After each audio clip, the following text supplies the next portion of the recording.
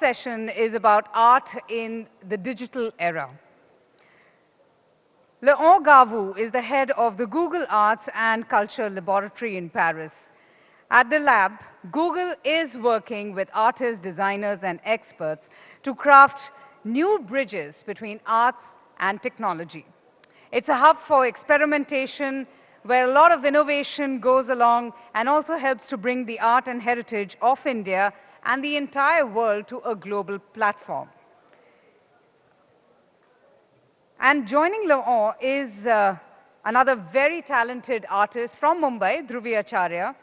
Her paintings portray the modern Indian women, the psychological and emotional aspects of their often contradictory lives. She uses very subtle, dark, wry humor while she creates art. Please put your hands together as I welcome two of our guests. First, let's all welcome from Paris, Head Google Arts and Culture Laboratory, Laurent Gaveau, and from Mumbai, Dhruvi Acharya. Let's have a huge round of applause for two of our guests this morning.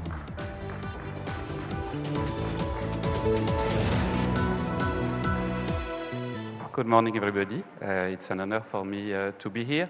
We will have a kind of a strange session, so I will ask you not to be too surprised, but at the beginning, I will ask Dhruvi to have an helmet and start doing something that you will discover in a few minutes. So if you want to start, don't worry, it will look a little bit strange, but you will understand everything in a few minutes. Thank you, Dhruvi, for doing that. My name is Laurent Gaveau. I'm head of the lab at the Cultural Institute in Paris. So I don't know how familiar you are with what is Google Arts and Culture. Basically, we are a team of engineers based in Paris and London, working with museums, with archives all around the world, and with one very bold mission, which is to make the world's culture and art accessible to anyone, anywhere. I will dive a little bit into this concept. For a start, I would like to take us way back in the time, actually 230,000 years ago, when somebody, we don't know whom, and we don't know why, but somebody created this female figurine, we assume. There are debates. And I think it's an interesting start point because it might be the first work of art ever. And what is interesting is that the subject of this talk is when art meets technology. To create this female figurine, this artist, to shape the head, to shape the arms, had to use tools. And when we talk about technology and art, we have to remind that technology or techniques have been, of course, an integrated part of the art world and of the artist's work for the past thousands and thousands of years. So it's not nothing new. What's new, it's what technology is bringing today for the artist and for the art community. I will cover creation and technology, but also preservation and technology, and discovery and technology. And I think let's start with preservation, which is a very important topic. This is the art camera. The art camera is a camera we build in Paris and London in order to capture artworks, masterpieces in extremely high resolution. The way it works is very simple, but beautiful. It just would take a lot of very small images of an artwork, inches by inches, and then would stitch them in order for somebody online or on your mobile to be able to zoom and discover details that are totally invisible for the naked eye. I will give you an example with this extremely famous artwork from the National Museum in New Delhi. It's a miniature. It's kind of small. I think it's 40 to 40 centimeters. And with this technology, you can deep dive, discover amazing details in a very, very small artwork. Can go a bit further. And you're really so close to the artwork that you can see details that you can't see in the museum. So it's a wonderful way to complement the visit. Another example, you might have understand that I'm French. I'm sorry for my accent. So I would like to give you a Parisian example, which is the sailing that Marc Chagall painted for the Paris Opera, the Opéra Garnier, 60 years ago. It's not a regular painting. It's a giant sailing. It's 18 meters from the ground. It's 220 meters square. It was a real challenge for our team of engineers to do this capture on ultra high resolution. But today you can see it like never before.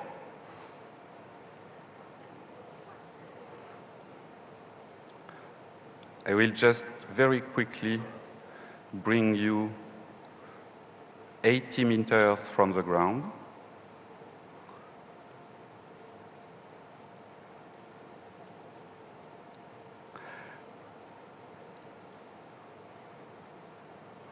Remember, we are super far. And one funny anecdote about this sailing is that a few months ago, I was in Paris and I was presenting this sailing to the son of Marc Chagall, who came to see us and to discover this painting. And he was going from detail to detail, rediscovering this artwork, this impressive artwork. And at some point, he told us, and he was quite moved, he told us, look, this baby here, completely hidden, is me, painted by my father 60 years ago. And so this technology is really a way to discover those unexpected details, those stories that are behind the painting. All the details, the way the artist work, the brush stroke, that would allow users online to really get engaged and discover artwork in a very different way and in a very compelling way. We don't do only paintings or preservation, we do also places. This is another tool that we have built, which is called Museum View. It's a trolley that you would move meters after meters in places in order for people to discover in 360, like in Street View, it's the same technology, to discover places. Give you one quick example. The remarkable restoration of the BDL here in Mumbai was done recently. And you can rediscover this place. So I have to admit also one thing, it's the first time I come to India. And everything I know about India, a lot of things I know about India culture and art was through the platform. And I haven't been there yet because I landed yesterday evening, but I can be firm about something, is that for the past few months I've been browsing places around India using Street View, and now I can't wait to go there and see the real place. So it's also a way for people to engage them and to allow them to think, okay, I want to go there, I want to discover this place for real. And of course, a very famous one that was done in partnership with the Archaeological Survey of India a few months ago. Here we have a museum view which is interesting because the partner allowed us to take some images from the towers, and it's a place that visitors can't access. So this view that you can see online, and I invited you to go and see it online as soon as you can, is something that nobody can see. It's where digital can allow people to make an experience that is not available for the visitors.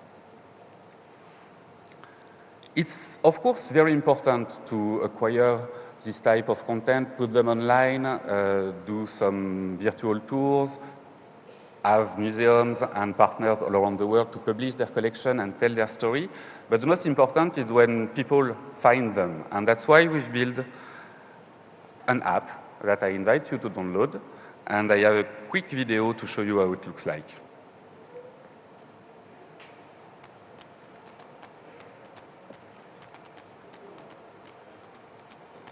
Inspiration is spread around the globe,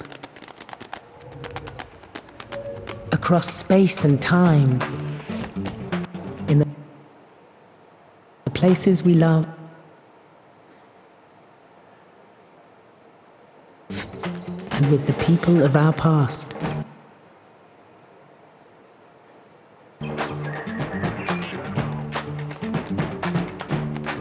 Art has changed the way we see the world and the way we see each other. We started with simple tools for food and fire, and then carved statues of myths and heroes. And we built monuments to last forever. There is so much to see, learn, and experience. With the Google Arts and Culture app, you can immerse yourself in 360-degree views using Google Cardboard.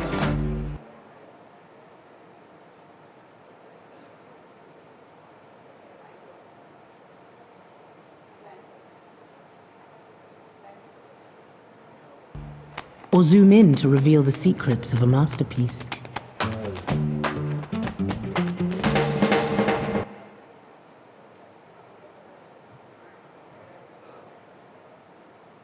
Sorry, it seems we have a Wi-Fi problem. Discover inspirational moments, iconic people, and artistic wonders. Search by time or even color. Save your favorites and share them with the world. Explore more with Google Arts and Culture. Download the app and get inspired every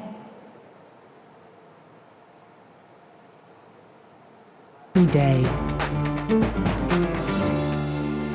Where will you start? So I guess we have a Wi-Fi problem because you are all downloading the Google Arts and Culture app that you will find on both Android and iTunes Store. This is a slide that might look a bit boring because it's numbers, but it's also extremely exciting because each one of those numbers represent a museum, an archive, a story, a collection all around the world. When we started about 6 years ago, we partnered with 17 museums. It was really an experiment. Actually, it was what we call a 20% project. At Google, we are allowed to work 20% of our time on some personal project. And one guy, actually Amit Sood from Mumbai, decided to work on a project to allow museums and archives all around the world to present their collections online. And since then, it's been a huge success. We started with 17 partners. We have now more than 1,400 museums and archives working with us all around the world. All of it is available on the app. Let's talk a little bit about mobile, which is key, because it's really a way to access culture and art everywhere, and you have an amazing amount of content, stories, cultural and artistic experiences in your pocket. What is also extremely interesting is that you can bring it to the museum, and while you are doing the visit, you can, for example, with what we call Art Recognizer, which is what is presented here, you can, by simply looking at a painting through your telephone, through your mobile, you can access some additional information, which is extremely exciting. Again, about mobile, a few months ago, we launched a very interesting project with 60 museums around the world around natural history. The whole concept was to bring those partners together in order to share collections and stories around natural history and preservation of nature. One of our partners, very important one, was the Natural History Museum in Berlin. And they are a team, of course, of extremely important experts, especially around dinosaurs. They have the collection of the most important dinosaur skeleton in the world. And they asked us, it would be cool if we could try to get those dinosaurs alive again. Can you help us do that, especially to engage younger audiences? So we worked a lot with them in order to create what we have now, which is a 360 video of a dinosaur from the museum coming back to life again. I hope the Wi-Fi is good enough for me to show you how it looks. We'll go.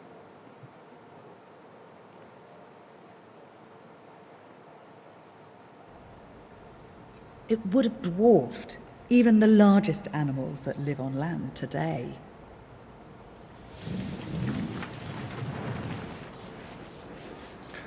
So here, I'm on YouTube, and I'm the one moving the camera.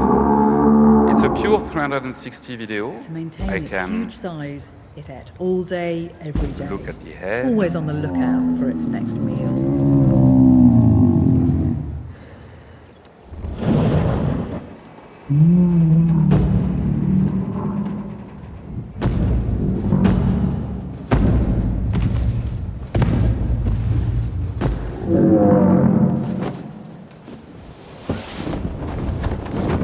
I can try to escape, I can try to look around myself.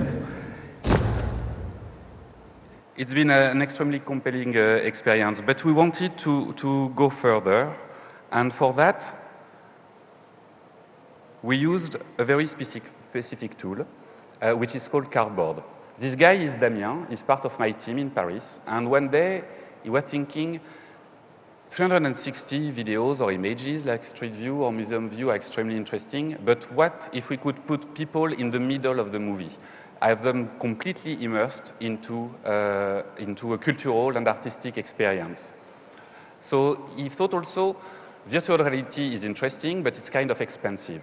How can we make it available for everybody, everywhere? So he came back with this idea, which I think you all have on your table or you will get soon, which is called Cardboard, which is a virtual reality headset made of cardboard that you would use with your phone. And for example, with this dinosaur video, you will be completely in the middle of the movie. It's a very interesting, a little bit frightening, but also extremely engaging experience. And we have worked around virtual reality now for 2 years, creating videos, creating artworks, creating some discovery of places. It's something that I really engage you to try. Just build it, it's very easy, and then put your phone, go on a 360 video on YouTube, for example, or go on Google Arts and Culture 360, you will find a lot of content. Try it and let me know what you think. We are using this especially with kids, because it's a very interesting way to start for them with cultural content. It's playful, it's something that is close to a game, and then from there they will learn more, they will discover more content, especially guided by their teachers. Just a quick overview of everything we've done in India for the past few years. We've been starting in India from day one with the National Museum, and it's been a wonderful journey in there where we are bringing stories and cultural experiences online from India for the whole world to enjoy. The last one, actually not the last one, but one of the most recent one in November was around women in India. It's a project whose goal is to highlight the stories of women who's been instrumental in India in the 20th century. And like in many countries, we might not remember them. So it's, for example, the first woman who opened a school for girls, or the first woman who was a legislator and pushed some bills for human rights, or the first woman doctor. It's about 100 virtual exhibitions that you can find online and rediscover. I learned a lot during this project, and I invite you to really have a look. Another one that is from exactly last week is about Holi. I was not aware of Holi, but the team based here in India wanted to work around the Holi festival, and they did some very interesting things. One that I want to show you that I like a lot, there is a project on the platform on Google Arts and Culture called Wonders of India, where you will find thousands and thousands of stories, images. You can really get completely immersed in the story of India from a cultural standpoint. And as an homage to Holi, they decided to use a feature which is to browse by color. So among the 5,000 Indian collections that we have, you can now find them based on the different type of colors that are available. Another extremely interesting project we've done for Holi was inviting a street artist to create an artwork specifically for this event, and then we published it on YouTube and on the platform and shared it with the world. I will show you the behind the scene.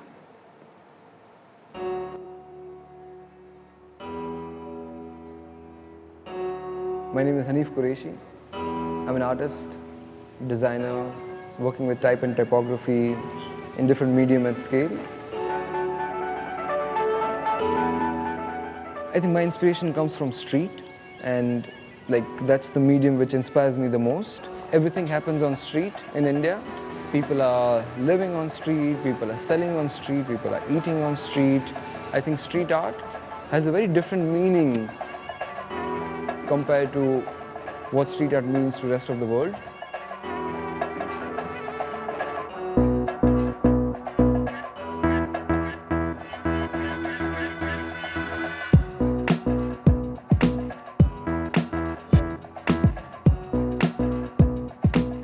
Holi to me is like festival of friendship and festival of colors, and I think creating an artwork which could combine friends and colors together would be even better. So when we painted this wall a year ago, like and so art's inspiration was also from Holi, because at that time Holi was also coming. So we're going to go back to the same wall. We're going to continue that artwork on the floor by using powder colors we use for Holi. Traditionally, what we are doing is called Rangoli. It's a kind of an art form. I've been making Rangoli since I was 15. So I always wanted to make Rangoli at large scale, and I think this is a good time where I can make that happen. So I'm excited.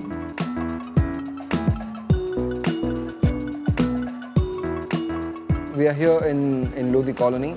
It serves as a perfect canvas for street artists. So it's kind of an art gallery with no doors.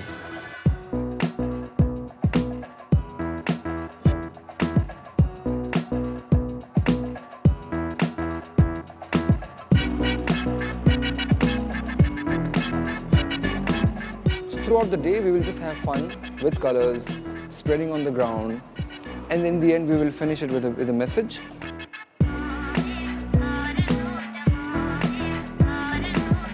It's kind of exciting for anyone to kind of like see the colorful road instead of like plain road.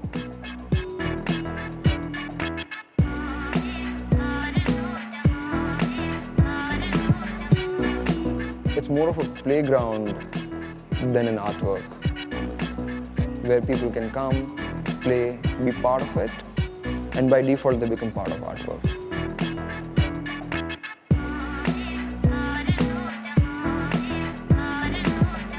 So Holi for me is something very special, because it's festival of colors. We get to play with friends. That ground where we played Holi is the canvas.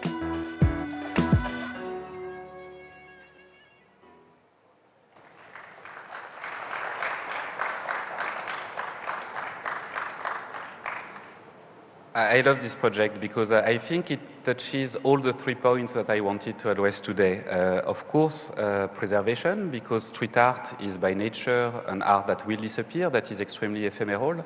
Of course, discovery, because it's published for the whole world to enjoy and to understand better the Holi festival. And of course, creation, because we were working with this amazing artist around this project. Creation is the last thing I wanted to address today. Creation, when arts meets technology, is of course something extremely important today, where we see artists embracing technology all around the world. For that, I would like to highlight the project I lead specifically in Paris, which is called the Lab for Arts and Culture. It's a physical place. It's not giant, but it's very vibrant and interesting. It's a place where we invite artists, creative coders. Creative coders think artists who can code or artists who can develop softwares, curators, our partners, and different type of people to come, join, and work with other engineers on the next tools, the next solutions, the next prototype we can provide to the cultural ecosystem. Cardboard was invented here, and I think now more than 7 million cardboard have been distributed all around the world. But it's not the only project we are working on. We have an artist in residency program where we invite young artists, digital natives, to come and work on their project with our team.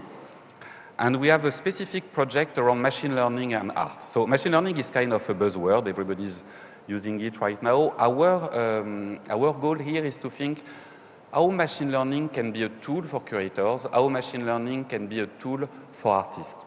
It's an extremely exciting time for applying algorithm to large data set of content, to applying algorithm to art, to applying algorithm to a new way of discovering content, art and culture online. I have again a quick video where the artists will explain to you what they are working on.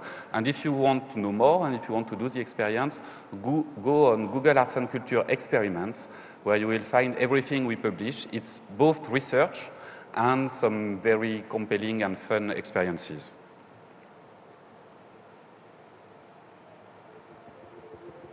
Artists, museums, cultural institutions have always been inspired by technology, and tech companies have always been inspired by art and culture. Google Arts and Culture is a platform whose first mission is to help cultural institutions to share their collection and to reach new audiences. The lab is a place for research and development. We are working on some emerging technologies and how they can be useful for art and culture online. It's the case for virtual reality, for example. It's the case also for machine learning. Machine learning enables us to find patterns in complex data that hopefully open up new pathways to explore it. Machine learning is incredibly valuable because it brings these unexpected ways to look at the content, to make it available, to connect the audience to the content, or to even help museums to organize and analyze their content. The machine learning experiments were created here at the lab by creative coders and artists. X Degrees of Separation tries to answer the question, what is the connection between any two artworks? You just asked it, what is the path between Starry Night and some 5,000-year-old clay sculpture? And it actually finds a connection which is usually surprising, interesting, and opens up this chance for discovery. Tags uses a neural network that automatically applies text labels to image pixels. It uses picture recognition to sort artworks by keywords. So you can search for something that is within a picture in a novel way. It can suggest artworks that it thinks are calm or sad. It brings a new way to browse cultural heritage. The way TSNE map works is that all the artworks are organized in this map by visual similarity alone. It's a 3D landscape where you can navigate in a world made of artworks. So it's a way to visualize artworks that look similar, to discover maybe new connection between these artworks. As an artist, I'm fascinated by the fact that something I thought impossible 1 year ago is now quite easy to do. We are just at the beginning. There will be much more to come. We see artists getting extremely excited. We are extremely excited. We'll see what happens, but it's a great moment for art and technology.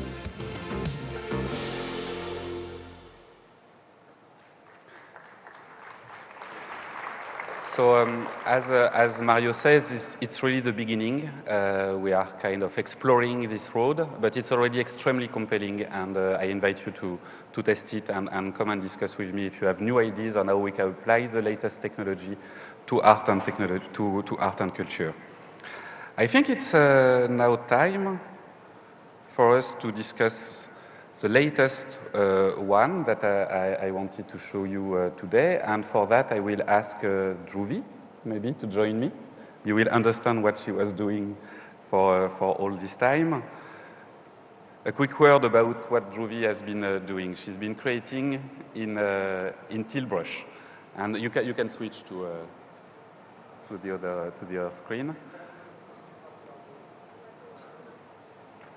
You need to.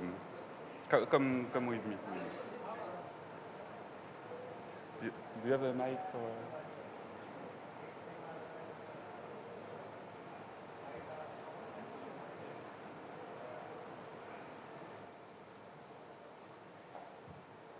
I don't know if we can get rid of this image, but basically, Dhruvi has been using a tool that we have not invented at the lab at Google Arts and Culture. That it's another team who is doing it, a team based in Mountain View in California. It's a tool called Teal Brush, and Teal Brush is a way for an artist to create in a 3D environment. What you do is you use a palette in your right hand, in your left hand, and another monitor in your right hand, and around yourself you would paint and create an artwork which is done natively in 3D. And here Dhruvi is showing you the tools she's using.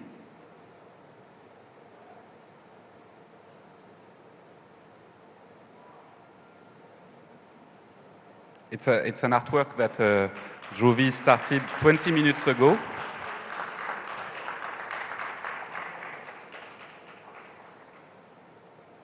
And it looks already extremely beautiful. So it's one of the most interesting ways today for artists with sometimes a very traditional practice to easily start creating in virtual reality, in a 100% virtual world, in order to find new ways of expressing their creativity. And we've seen street artists, but also major artists all around the world using this technology, which is very new, which has a few months.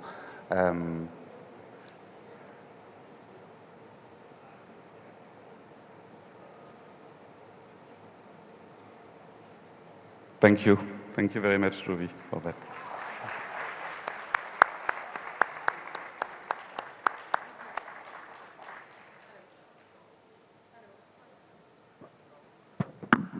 Dhruvi, that was absolutely brilliant.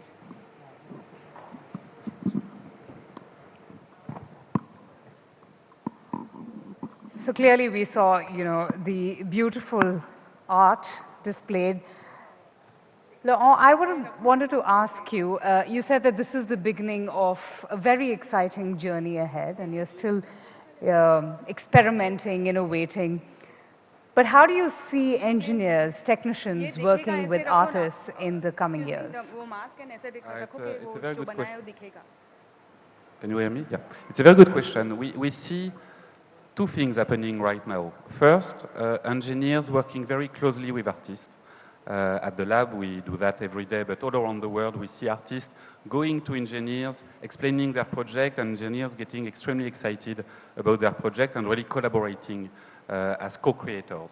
And we see also a lot of artists today who have developed their own skills in technology, and that's what we might call creative coders or media artists, but that are using technology on a daily basis with an artistic training from the beginning. Great. Dhruvi, we would love to hear from you. It's wonderful to start the morning on such a colorful and vibrant note, isn't it? A burst of colors. We were all curious to see finally what were you doing. But did you enjoy yourself, and how are you going to use the tilt brush in your work? Yes, it is. Yeah, I just started my first brush with this tilt brush yesterday evening. I think I had an hour to get used to the tool, so it's obviously very easy to use. And I love that you can, walk in your own painting. And I don't think I've done justice because there's no limit to what you can do, but obviously given the time constraint today. It's brilliant. for a short time, it's brilliant. So I've actually done an installation just a few months ago, which was hand-stitched, hand-woven, and you could walk through it. And this is, I think, the next one I would do, because you can make anything, yeah? I think the possibilities are endless, and I can't wait to see what you will do with more time. Yeah, I see what my sons get lost to when they play, virtual reality games, but this is actually much more interesting, no? But how do you think digital art, will go ahead or step further to enhance art, especially for not an ardent art enthusiast? How do you think technology comes in there and helps somebody to appreciate art even more? Dhruvi. I can only talk about making the art, but see, artists have been intertwined with technology right from the start of photography, so it's not like we've been distanced from it. I use computers, and I use my computer every day to make my work, and also many of us are doing digital prints as video art, so I think this is just a new medium. It's not replacing painting, it's not going to replace sculpture, but it's creating a world where you can walk through. I mean, that's pretty cool. Laurent, I was wondering, what about museums? Are they coming forward, sharing their work online? Is there still a sense of skepticism amongst the community? If they would be sharing everything online, probably nobody would come to an art gallery or museum and physically view art. It was the case 5 to 6 years ago when we started. Actually, I was working in a museum. I was working at the Palace of Versailles for 5 years, so I've heard around me people that were a little bit skeptical, saying, maybe if I publish my collections online, or if I allow people to do a virtual tour of the Hall of Mirrors, maybe people won't come. And it's something we don't hear anymore at all. On the contrary, I think today museums all around the world are convinced that the more you share, the more you drive attention to collections online, the more you will create a desire for people to really go to the museum and to enjoy art in the best places for that, which are museums. And I would say that, for example, it's my case. I've enjoyed a lot of collections from India. I've enjoyed a lot of places in Street View from India on my laptop in Paris. For the first time I'm coming, I can't wait to do the real experience. So I was hooked online, and now I want to do the real thing. And Dhruvi, you also had something to say earlier. Yeah, there are a lot of actually museums, including the Met and the MoMA, who are sharing their endless libraries online, and you can download high resolution digital works which are copyright free now. So everybody is into public domain sharing, and I think it's a good thing. Yeah. That's nice. That's encouraging. It's a beautiful relationship, I think, that is developing between art and technology. Dhruvi, can you draw for us the India Today logo? I mean, can you use the tilt brush and perhaps... Yeah, sure. Yeah, that would be interesting. Let's clap for Dhruvi. I think it's always nice to encourage an artist here, and she's trying out something for the first time.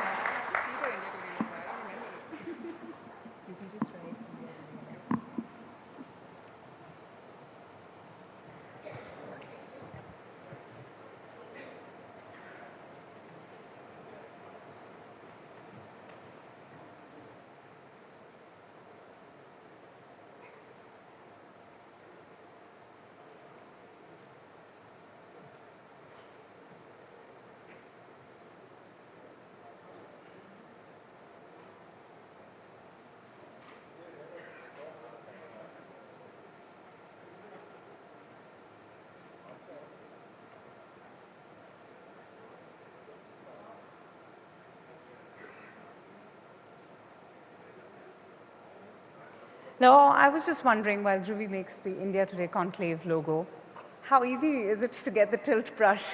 Is it easily available? Yeah, it's available for everybody to enjoy. It's based on Vive HTC technology, and you can find some. Can I try my hands at it as well?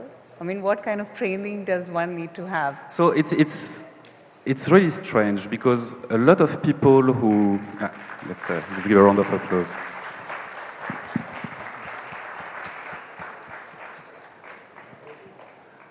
A lot of people who feel maybe uncomfortable with technology find it super easy to use. And usually the first time you use it is when you get extremely creative. Thank you. Thank you so much, Dhruvi. That was absolutely wonderful. Thank you so much, Laurent. Thank you so much.